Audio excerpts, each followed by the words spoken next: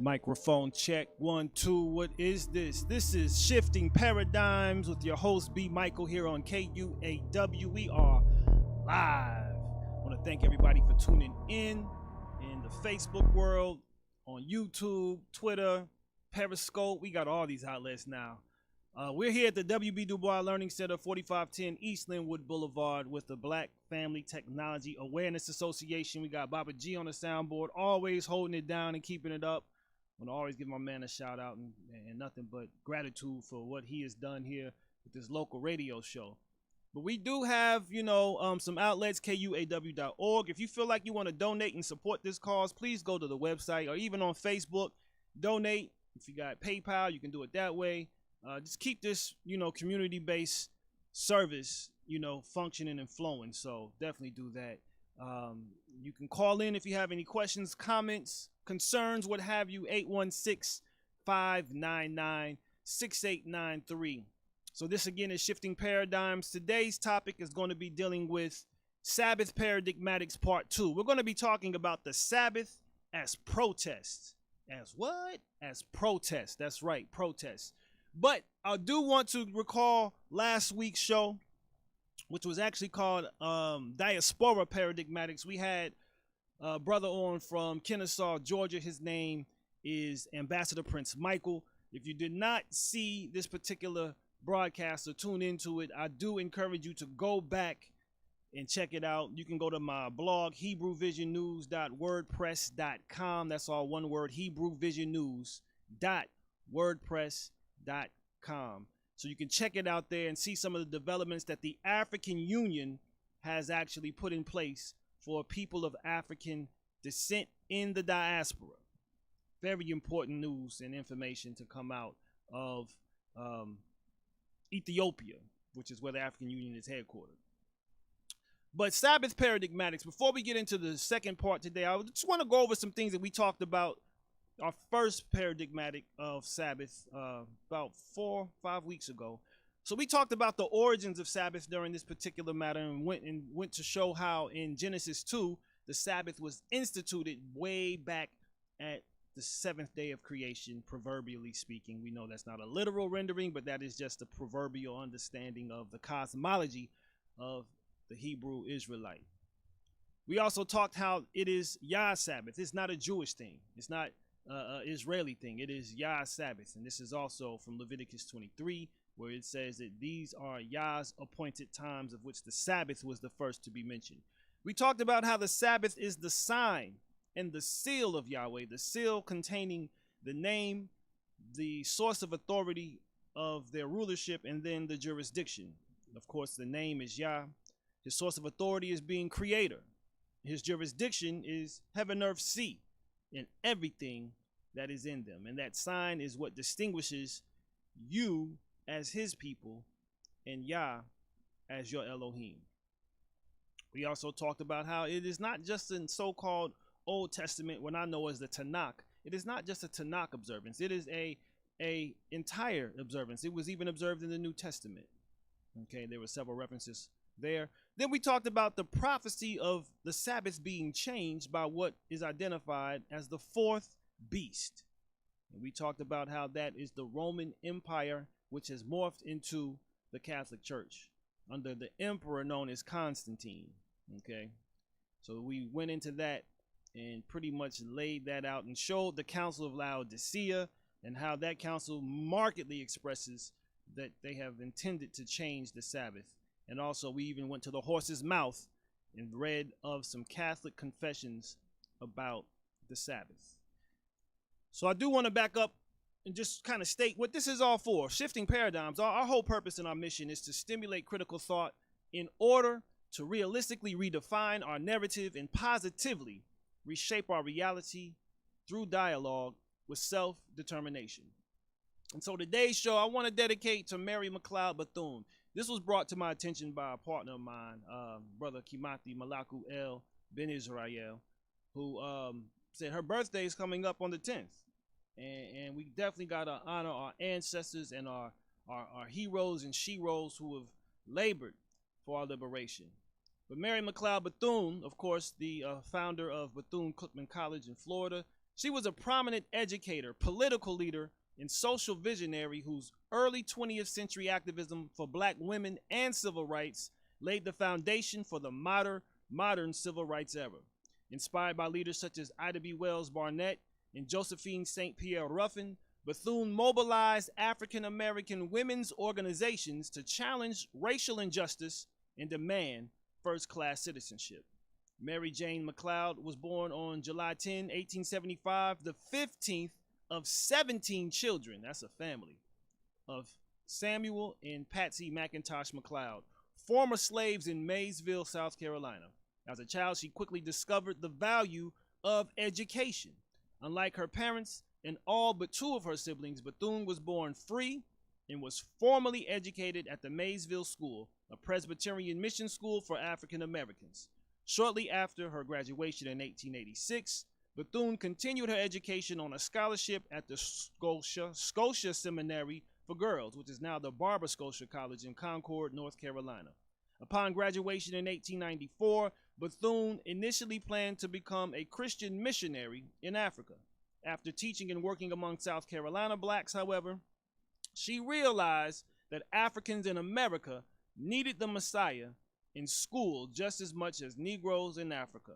She says, "My life work lay not in Africa, but in my own country." Mary McLeod Bethune. And to frame this particular matter of the Sabbath as protest, a quote from the ancestor Mary McLeod Bethune, providing us a perspective. She says, "If we accept and acquiesce in the face of discrimination, we accept the responsibility ourselves. We should therefore protest openly everything that smacks of discrimination or slander." We should openly protest everything that smacks of discrimination or slander. So says Mary McLeod Bethune. And so today, we're going to jump right into this, and we're going to look at what the Sabbath as protest is about, how this Sabbath can actually counter the oppression and the aggressions of our oppressors, of colonialism.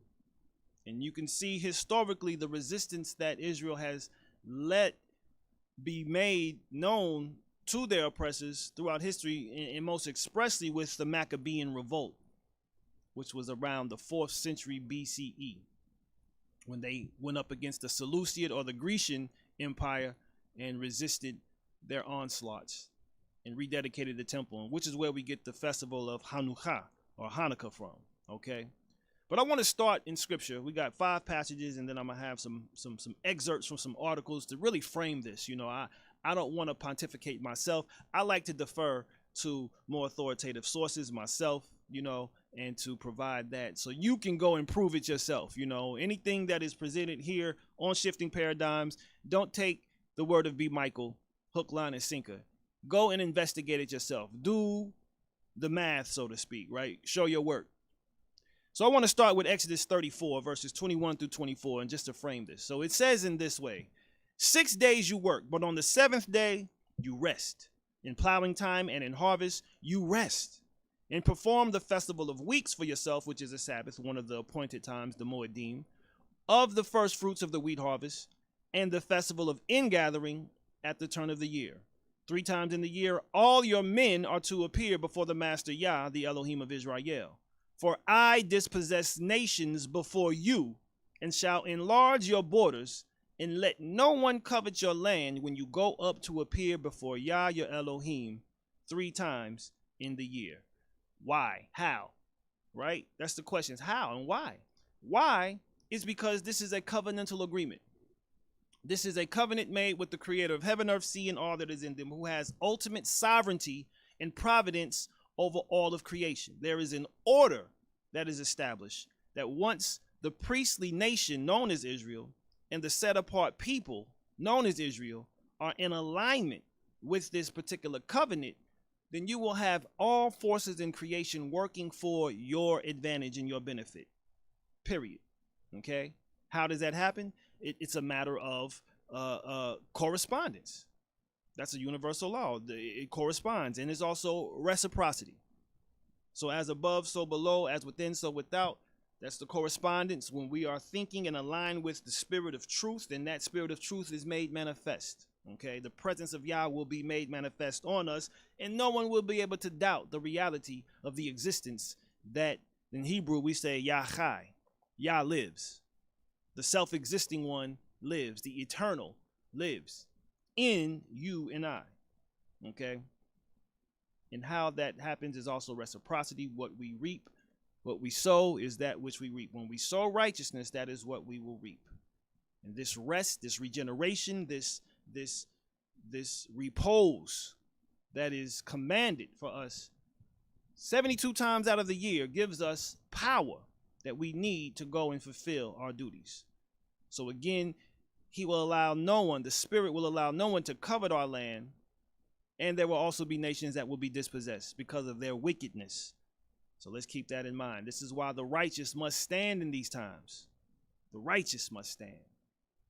Moving on to Deuteronomy 5. These are two Torah excerpts. Deuteronomy 5 verses 12 through 15. It reads as follows. Guard the Sabbath day to set it apart as Yah your Elohim commanded you.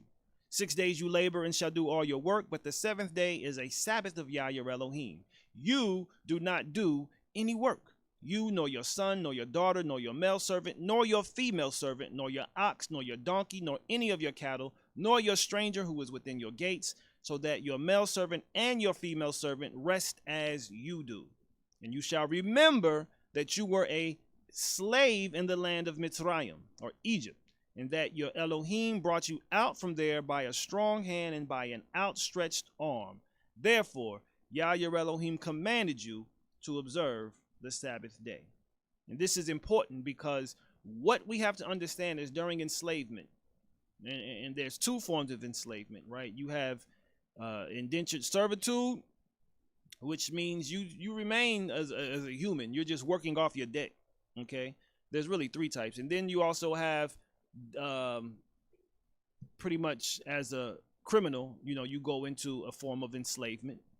And then you have chattel slavery, which is very unique. And this is something that is expressly unique to the United States of America, in that you had humans who were considered property and merchandise, which is very unique in that particular paradigm of enslavement.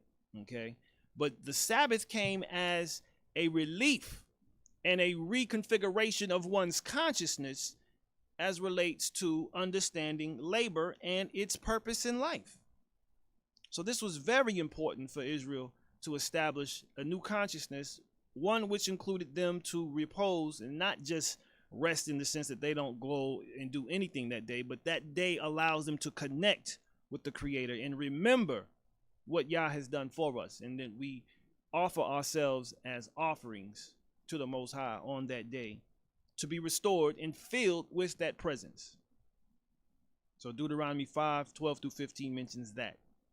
Going on, Isaiah 58, verses 13 and 14, it says, if you do turn back your foot from the Sabbath, from doing your pleasure on my set-apart day, and shall call the Sabbath a delight, the set-apart day of Yah esteemed, and shall esteem it, not doing your own ways, nor finding your own pleasure, nor speaking your own words, then you shall delight yourself in the Most High.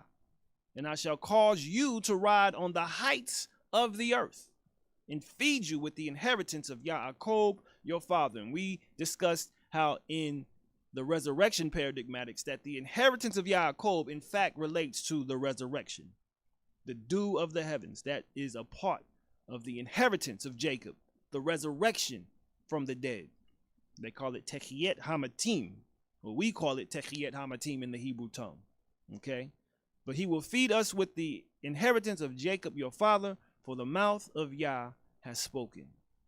So this is the day of turning inwardly. This is not a day that we go about our mundane activities, that we go about our regular business as usual type of life. This is a set apart day. This is the day which we read in the first paradigmatic that is blessed and it is set apart, which is what holiness means. It is a set apart day. So this is a set apart day in which our thoughts, our words, and our actions are set apart in devotion to the Spirit of the Most High. It is a day of alignment. It is a day of attunement. Okay? 6 days we go out into the world. The seventh day we go within. And we find the spirit of the Most High that lies within us. And once we do that, he will give us the heights of the heaven. Or earth, it says, the heights of the earth, and we will be fed with eternal life, because the Sabbath is a practice for eternal life. It is that day which prepares us to encounter eternity. So this is eternity in time. The Sabbath is a sanctuary in time, and we talked about that, how the Torah provides us with sanctuaries in time, unlike any other religious paradigm or tradition. Time is sanctified. Very important. In Jeremiah 17, verses 19 through 27, it reads as follows. Thus said Yah to me, go and stand in the gate of the children of the people, by which the sovereigns of Yehuda come in, and by which they go out, and in all the gates of Jerusalem.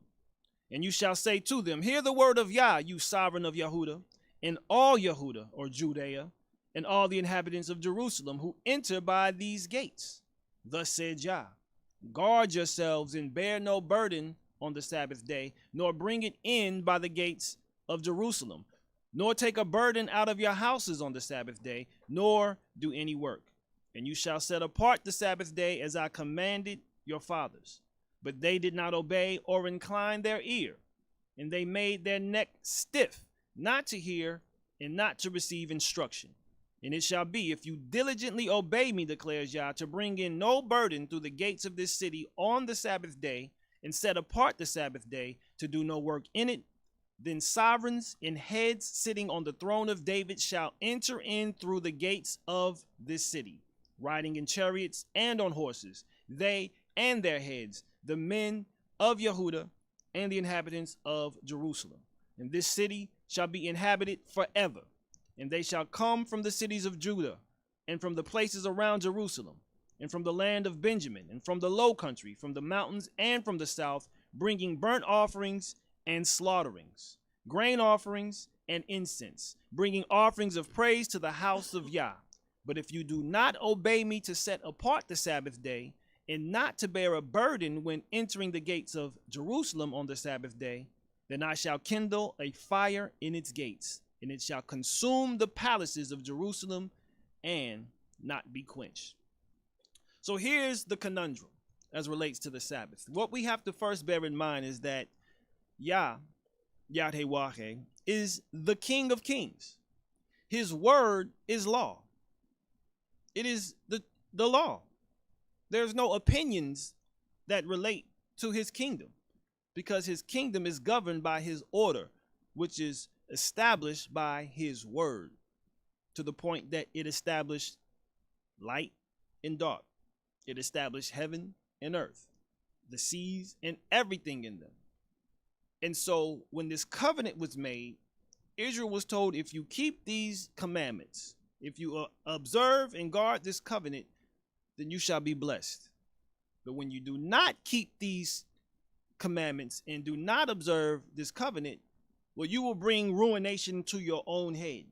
I'm not going to curse you. You're just going to experience reciprocity. You're going to reap what you sow. You're going to experience the hardships of being what they would call reprobate, turning and doing what is right in your own eyes. Okay? Self-willed, cynical. Okay? This book is a book for altruistic people, selfless people, okay, who are willing to lay their lives down for something bigger than themselves. And so when Israel was exiled, and this is the fourth exile that we're still in, although the regathering is taking place, the KUAW, or the redemption is taking place as even we speak, this is because Israel did not keep the Sabbaths. We call them Shabbatot. They did not keep the Shabbatot. They did not observe the rules of justice, and they oppressed people, and they also entered into what is known as spiritual adultery, or which is idolatry. They started worshiping strange women or other religions.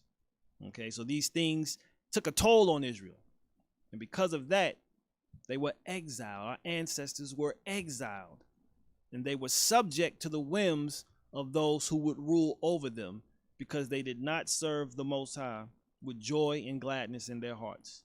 So he was going to teach them to serve one way or another. He was going to teach his children to serve. You're going to serve me with joy and gladness of heart, or you're going to serve your enemies who detest you. But you're going to learn to serve.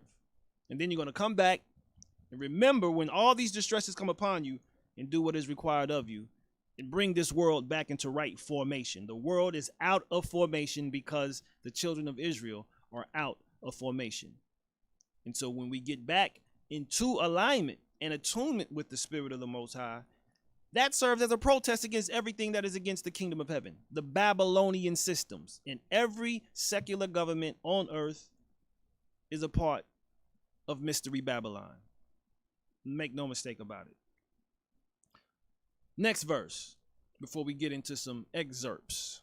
That's a rhyme right there. Next verse before we get into some excerpts. Mark 2:23-28. It came to be that when he went through the grain fields on the Sabbath, and as they went, his taught ones began to pluck heads of grain. And the Pharisees said to him, "Look, why do they do what is not right on the Sabbath?" And he said to them, "Have you never read what David or the King David did when he had need and was hungry? He and those with him, how he went into the house of Elohim, while Abiathar was high priest, and ate the showbread, which is not right to eat, except for the priests. And he gave it also to those who were with him. And he said to them, the Sabbath was made for man, and not man for the Sabbath. So the son of Adam is also master of the Sabbath." And this is something that we have to understand, that he is also ascribing this authority to us, and understand that what the Most High has given us in his Sabbath rest is a day set apart for our rejuvenation, regeneration, resurrection even, and restoration. It provides us with life. It fills us as we go into the world those other 6 days and we give of ourselves. Well, that day is for us to be filled and to receive more of the Spirit of the Most High, to go out into the world and bring the influence of Yah to a dark and dying world. Our role is to bring the light to this darkness, this ever pervasive and even consuming darkness. So we have to be light. We have to stand up and share the light of life in a world that is dying from darkness. So I'm going to get into this first excerpt before we take a brief break. I want to read an article from an article entitled "Sabbath Political Resistance" by Anna Levy Lyons. She says this: "Time is the ultimate form of human wealth on this earth. Without time, all other forms of wealth are meaningless. It is this insight about time, patently obvious but frequently forgotten, that makes keeping a Sabbath day both spiritually profound and politically radical," she says.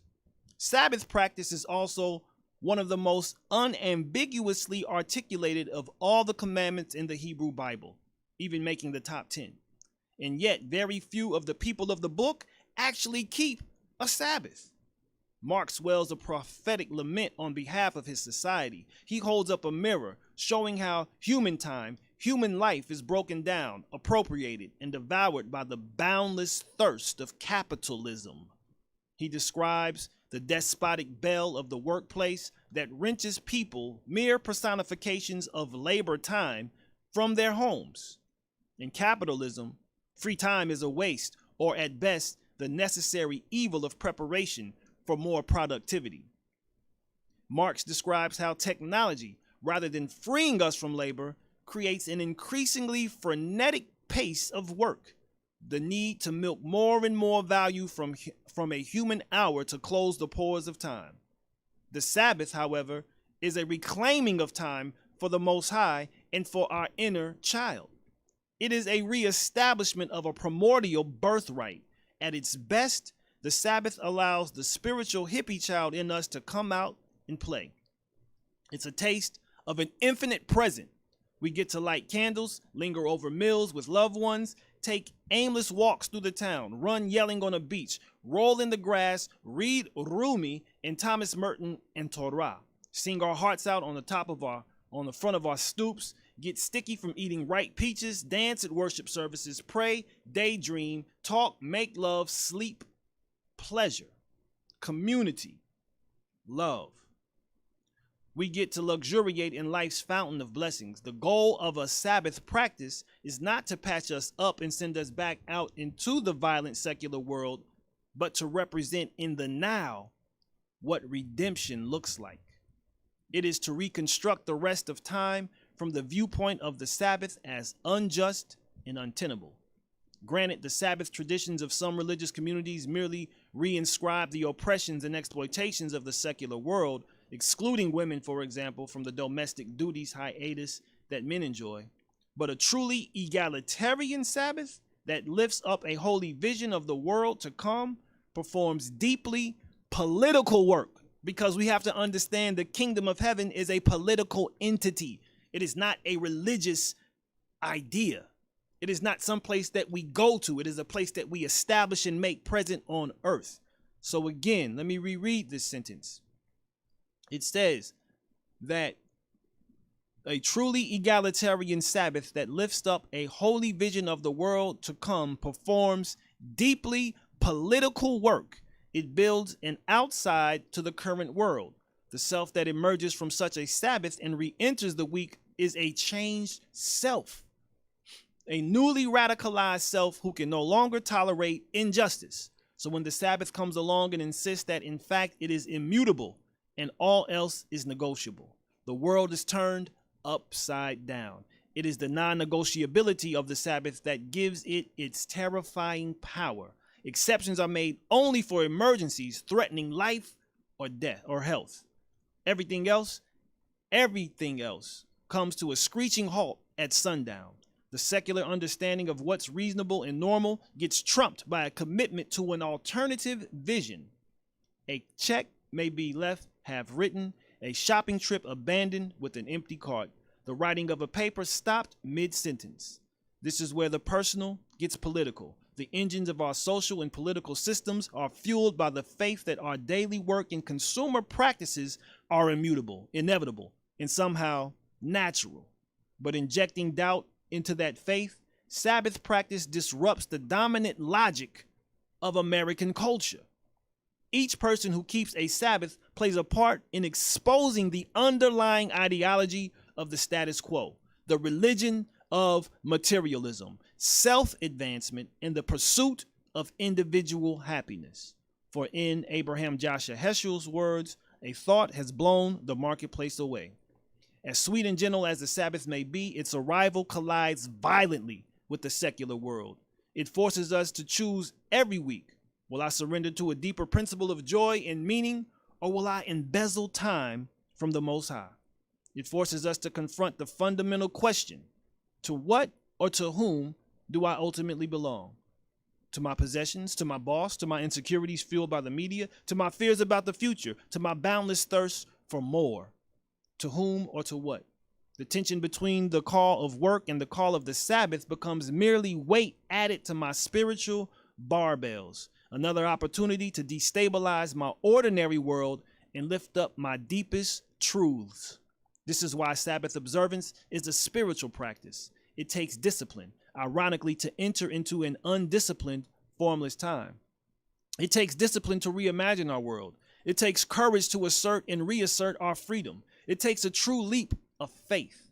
It is no coincidence that the Sabbath was invented and received by a people who understood themselves to have once been slaves. The genius of their insight was that sometimes the most politically radical use of time is not to use it efficiently, but rather to squander it, to spend it lavishly, to while it away, as if the present moment were an eternity, as if the present moment were all that existed, as if we had all the time in the world. This insight became enshrined in Torah, and henceforth the Israelites made perennial commitments to a liberating power even greater than Pharaoh, Uncle Sam, you may want to call it, the United Nations, whatever you want to call it. Imagine if we made commitments to a liberating power greater than the pharaohs of our day. Imagine if we reaffirmed those commitments every week with the community dedicated to reclaiming the wealth of time and the promise of justice for ourselves and for all the creatures of the earth. Imagine if we whiled away 25 hours a week just lounging together on life's playground. That's food for thought. That's how political the Sabbath is intended to be. It completely disrupts the order of capitalism. It disrupts the order of materialism. It disrupts the order of self-aggrandizement and self-gain.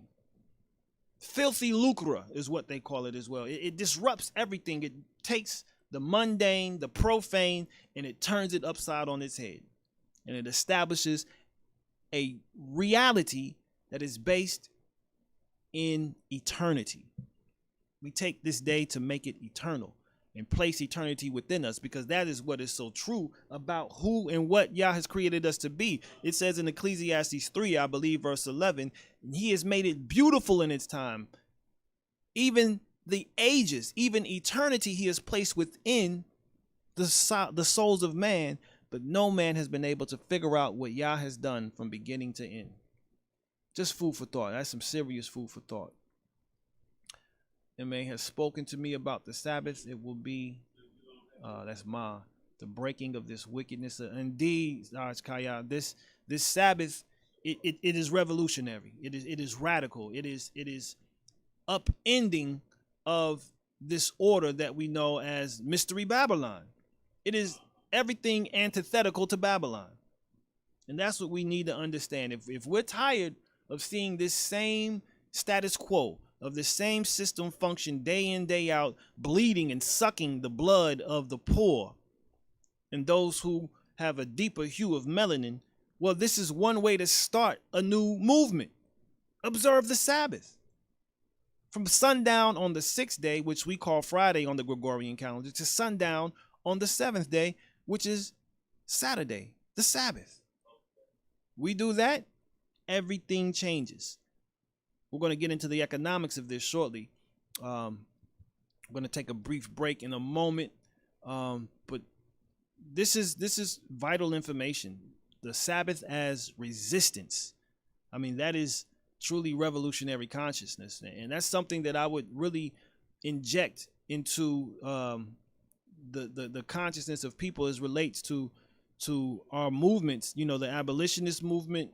We have the civil rights movement, the Black Power movement. When we look at these movements, with the exception, I would say, of abolition, and even somewhat in the civil rights movement, there was a undertone of spiritual consciousness. It was an undertone, although in the abolitionist movement it was more of the overtone, but the undertone in the civil rights movement was the spiritual principles. And that is a science in itself. And we've discussed that, how spirituality is a sacred science. And that's something that we really have to grasp, because these formulas, these laws that are established for this nation and this kingdom to be placed on earth has to be carried out. And what we will find when these laws are carried out, these formulas, it will yield the same result time in and time out. And that's what science does. Science wants you to arrive at the conclusion which will lead you to the truth. And so this is the same thing that sacred science does. The scriptures are formulas that, if practiced and carried out, will lead you to the truth. And that is a very deep statement, KUAW. You say there is no time. Time is a man-made concept to enslave humans to time, and capitalism couldn't, without time, capitalism couldn't exist. Very much so. Very much so. These are very important principles for us to take into account. Time is a construct of man. You know, time is relative, so to speak, because outside of eternity, you know, there is no time, and that is where reality exists. And I've learned something very important. What we have to understand is that which is real is eternal. It lasts, it endures. That which is illusory is only temporal. It doesn't last forever. Right? So when we look at injustice, when we look at these corrupt empires and kingdoms and governments that have arisen, they're not eternal realities. They're only temporal. They're illusory even. They don't exist in the greater construct of time and space because they're just aberrations. They're distortions, right? And it is the people's responsibility to correct that, to rectify the aberrations that have taken place in society, because it is humanity that has made these aberrations. So we have to correct our behavior. And the way we correct our behavior is we correct our speech. The way we correct our speech is when we correct our thought process. And once we align our mind, because it says in Isaiah, your thoughts are not my thoughts, your ways are not my ways, but they can align. And that is where we know that the Messiah, Yahushua, said he was one with the Most High in vision, in mission, and in will. Let's go to another excerpt. It's called Shabbat as Protest. This is by Rabbi W. Gunther Plaut. He says, if Shabbat is to have significance, it must confront one of modern civilization's greatest curses, its internal and external unrest. This unrest arises from the twin facts that the life we lead is frequently without goals, and that we are involved in competition without end. I view Shabbat as potentially an enormous relief from and protest against the basic causes of unrest. Once a week, it provides us with an opportunity to address ourselves to the meaning of human existence rather than the struggle for survival, to persons rather than to things, to creation and our part in it, to society and its needs, to ourselves as individuals and yet as social beings. This has been called the inner source of leisure, the settling of goals that are both realistic and within one's reach, yet also beyond oneself. Endless competition is a specific form of restlessness. Shabbat can be a surcease from and a protest against all forms of competition, even when they come in attractive packages marked self-advancement or self-improvement. Shabbat in this sense may be viewed as a useless day. Our ancestors had a keen understanding of the fact that sleep on Shabbat was a form of coming closer to Elohim. We must once again understand that doing nothing, being silent and open to the world, letting things happen inside, can be as important as, and sometimes more important than, what we commonly call useful. Shabbat gives us a quantity of free time and thereby a quality potential of freedom time, when a person can search for the self and in some area do for self and others what in the work a day one cannot. It has been said that there are 4 states of human consciousness: imaginative, active, reflexive, and contemplative. The 2 middle states, activity and reflexive response, characterize our automated society. The other 2, imagination and contemplation, are redeeming features which make life livable. These are the qualities to which Shabbat addresses itself, for imagination is a form of freedom and contemplation is rest from unrest. Food for thought, man. That's some serious stuff, because what we are protesting is the disruption of society, the unrest of injustice, the unrest of competition, the unrest of selfishness, the unrest of everything that goes against human development and advancement. Okay, so we have to understand we are not competitive beings by nature. We're not supposed to be. We're supposed to be a collective humanity. We are one race with different descents and different ethnicities and different nationalities. And it is the role of Israel as the servants and chosen people of the Most High to serve as priests, to instruct the world in the ways of life, light, truth, peace, justice, love, compassion, and so many other principles that the world is just dying for, literally.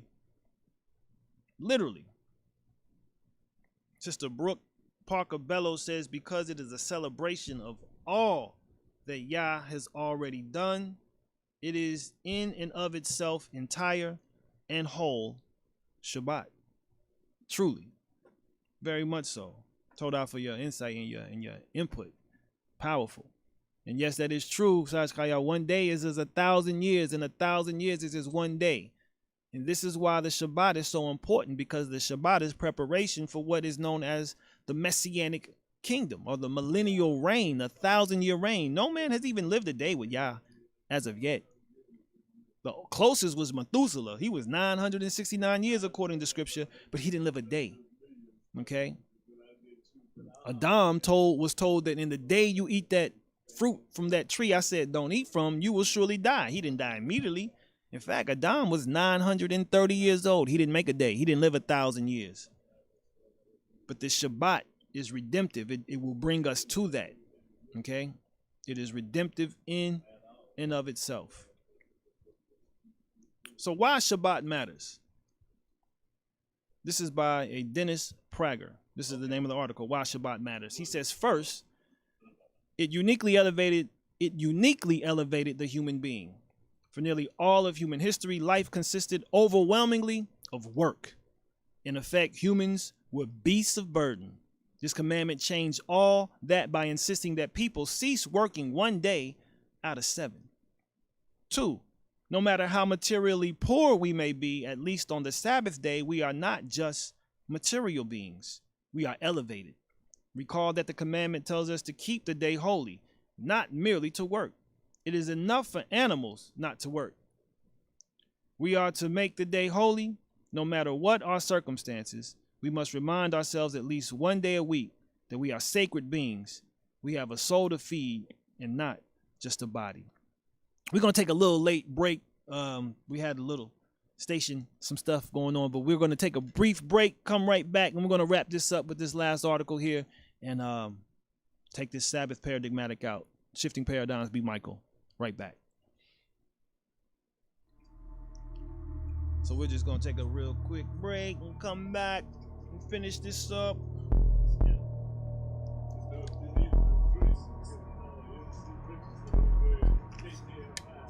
Okay.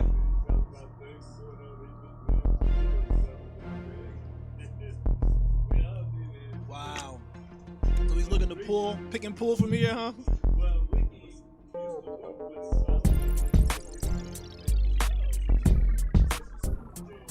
Okay.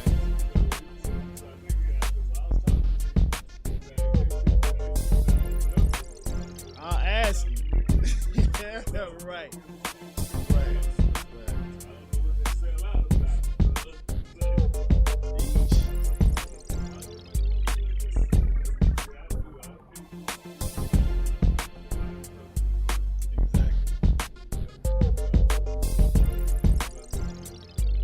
Especially if you don't know what's going on between them.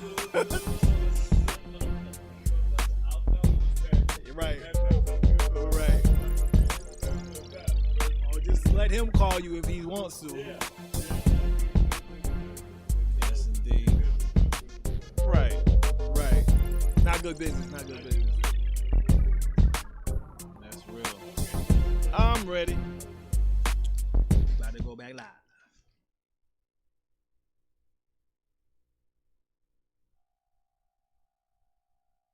1 2 1 2. We are back. Shifting Paradigms, B. Michael. We're talking about Sabbath paradigmatics. I was reading from an article called Why Shabbat Matters by a Dennis Prager. I want to go ahead and revisit that. 6 points. He says, first, it uniquely elevated the human being. For nearly all human history, life consisted overwhelmingly of work. In effect, humans were beasts of burden. This commandment changed all that by insisting that people cease working one day out of 7. 2, no matter how materially poor we may be, at least on the Sabbath day, we are not just material beings. We are elevated. Recall that the commandment tells us to keep the day kadosh, holy, not merely to work, or not merely not to work. We are to set apart the day. It is enough for animals not to work. We are to make the day set apart. No matter what our circumstances, we must remind ourselves at least one day a week that we, humanity, are sacred beings. We have a soul to feed, not just a body. And this is why we got to understand there's a lot of people who are physically alive, but spiritually they're dead. Their souls are famished. And it talks about that in the book of Amos, that there will be a famine for the word, the spirit. That's what the word is, the spirit. Messiah says, the words I speak to you are spirit and life. And people are not consuming the word. Every man shall not live by bread alone, but every word that proceeds out of the mouth of the Most High. So we feed ourselves with Torah and the writings and the witnesses and the prophets on Shabbat. Number 3, more than any other commandment, the 4th commandment reminds people that they are meant to be free. This is what the resistance is. When you observe Shabbat, you are saying, I am a free man. You do not have any ownership over this body, right? Yah is my king. I am the bondservant of the Most High. As the second version of the commandment, the one summarized by Moses in the book of Deuteronomy, it states, remember that you were slaves in Egypt. In other words, remember that slaves cannot have a Sabbath.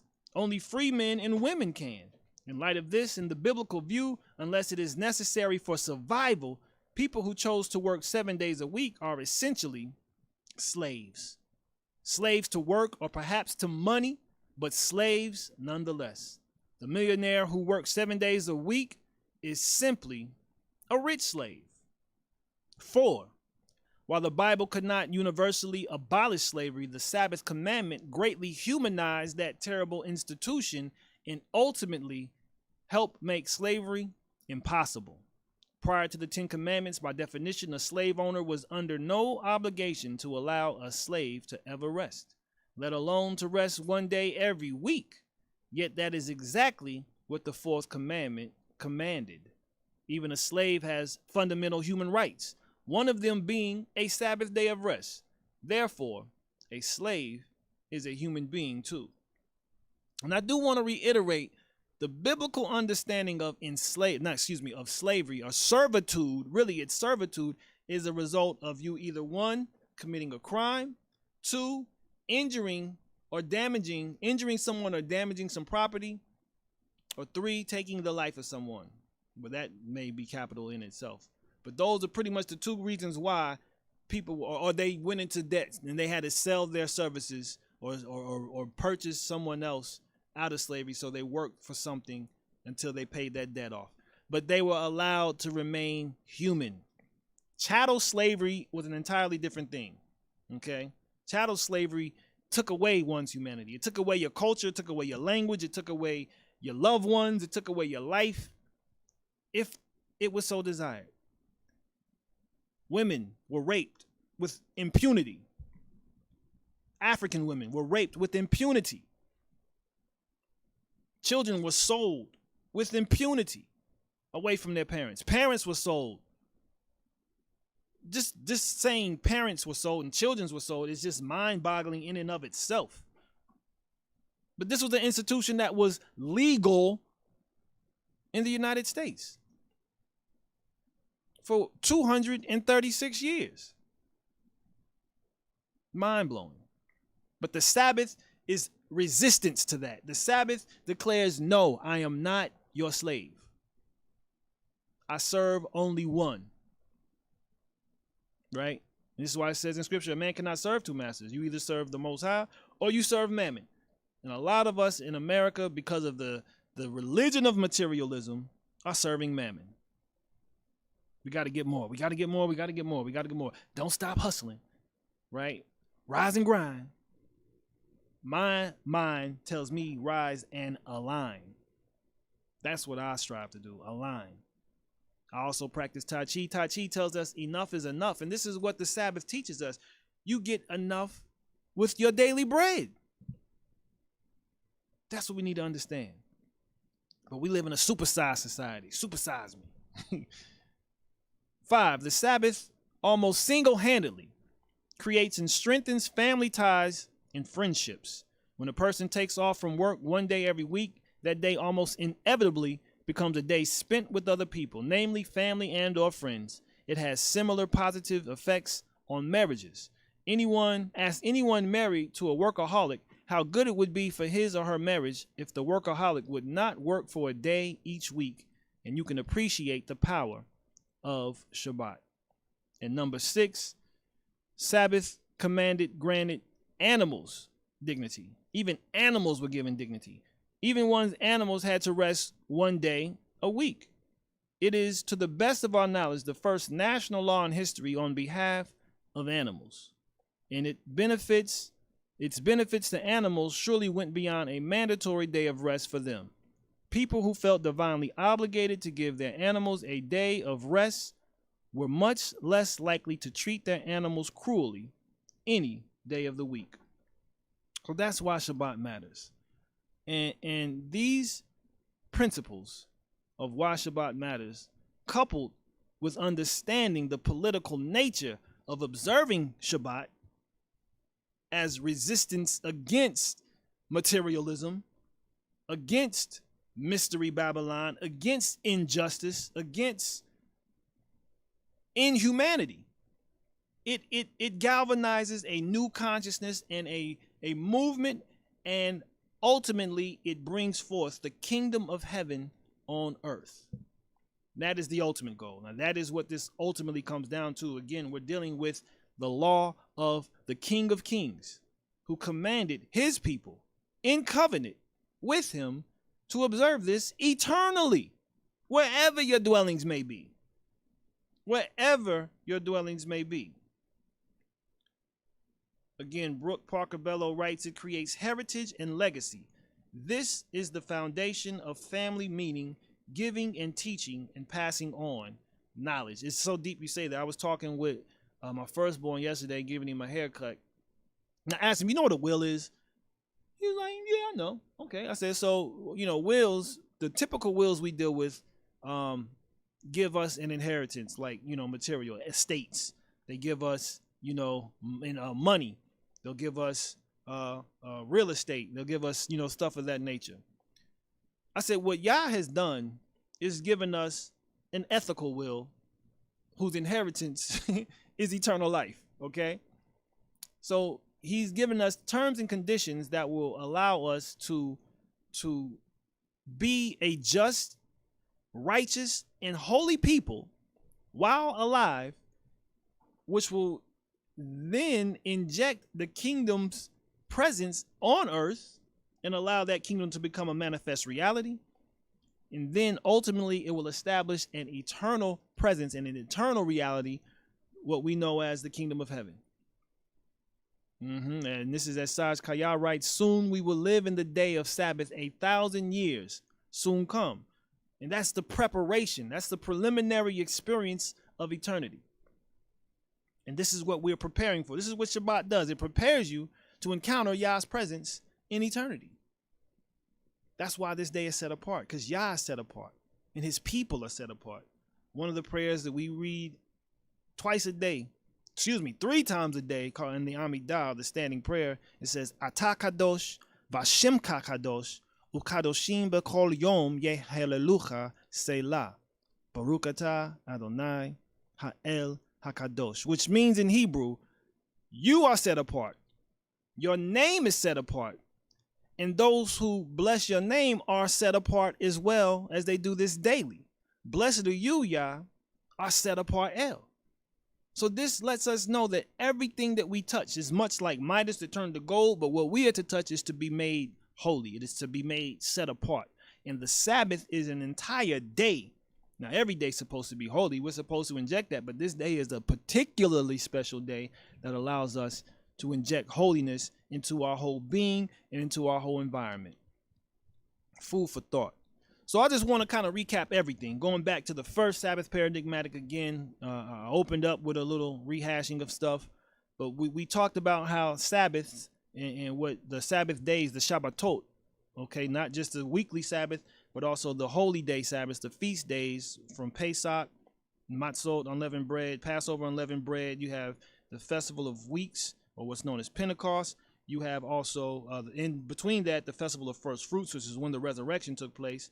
We also have the day of soundings, Yom Teruah, which is also known as Rosh Hashanah, or the head of the year. We also have Yom Kippur, the Day of Atonement.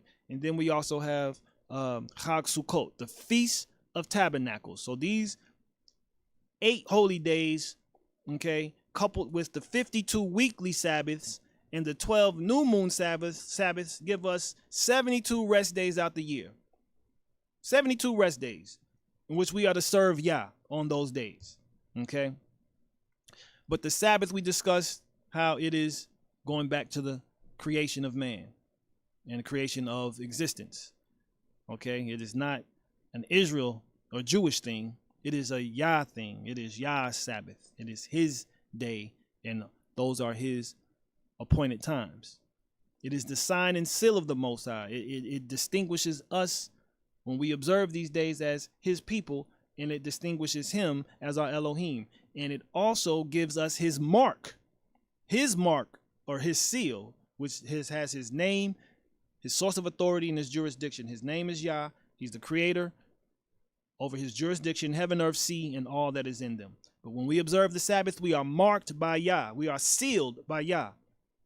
If we do not observe that, well, whose mark do you bear? So there's a false Sabbath that was changed intentionally, which is something that is brought up as well in Daniel 7, verse 25, that he has sought to change appointed times in law.